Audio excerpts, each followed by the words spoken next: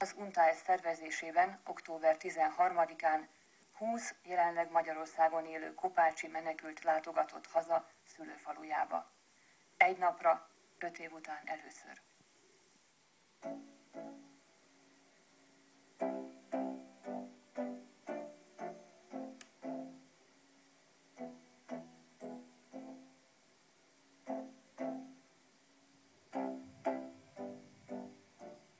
Hát én nagyon boldog vagyok, izgulok is, nagyon jól esik hazamenni, nagyon szeretnék már otthon lenni, remélem, hogy sikerül és nem lesz semmi baj. Mindenre el vagyok készülve, az az otthonom, és hát ennyi. Szeretnék már otthon lenni. Tudtommal 5 éve nem találkozott édesapjával, amióta el kellett jönni Baranyából. Most milyen érzések fűtik, milyen gondolatok vezérlik, amikor erre az útra vár?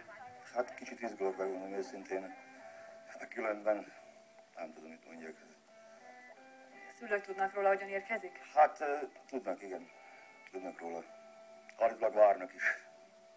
És mit remél a látogatástól, hiszen a saját házát nem keresheti fel, mert abban most szerbek laknak? Hát igen, ott nem mehetek el, de hát minden egyel oda megyek.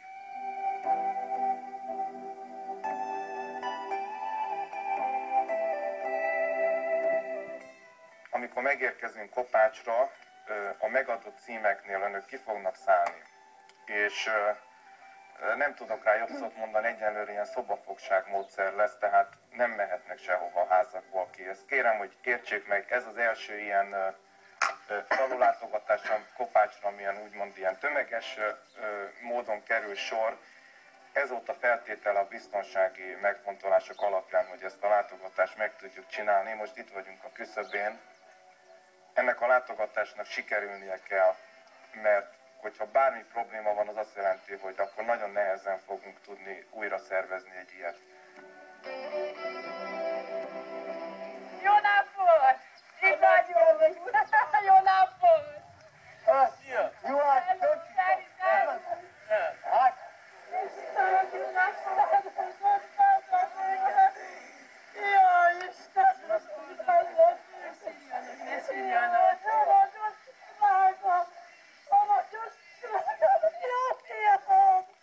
Édes fiam! Édes fiam!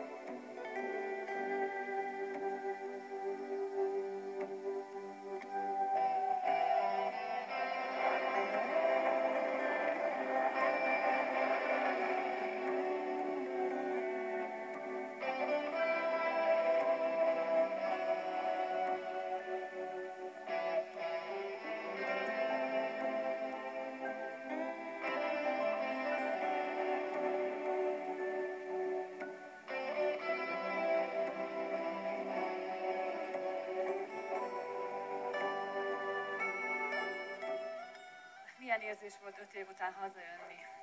Hát jó, nagyon jó. És miért sírtál, amikor kiszálltál a buszból? Hát már örültem, hogy hazajöttünk. Mit szól ehhez az édesanyja? Én szóval se tudok jutni. 5 év után. Ez egy csodálatos valami. És milyennek tűnt Baranya, hiszen végigjöttek baranyai falvakon, és milyennek tűnik a falu 5 év után? Nem úgy, mint ahogy elhagytunk, nagyon sok lepusztult ház van, de mégis itthon vagyunk, az a lényeg. Még ha csak a falak állnak, akkor is ez az otthonunk. Szülők könnyekkel a szemükben már a kérdés előtt, gondolom sokáig készültek erre a pillanatra. Nagyon, nagyon, de nagyon. Annyira, hogy tényleg hát nem is tudtunk, hogy tényleg hát a nap valóra vál, vagy mi lesz, hogy tényleg hát megértünk, nem akarunk elhinni, hogy ezt megértünk, hogy a gyermekeinket itthon legyenek. Ha itthon lehetne maradni, akár most, vagy akár egy hét múlva végleg hazajönni. Rögtön. Abba a percben. Te is, Veronika? Igen. És miért jobb itt, hiszen itt nincs óvoda, nincsenek pajtások? Azért, mert itt itthon kell lenni. Ez a hazánk. Igaz? Igen.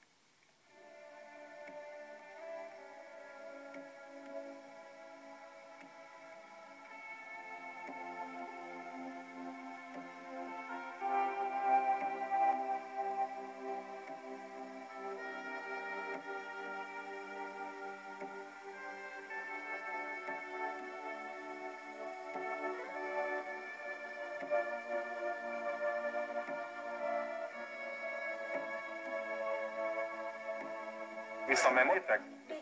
Magyarországra eljöttünk egy ilyen vagyonra. De végleg?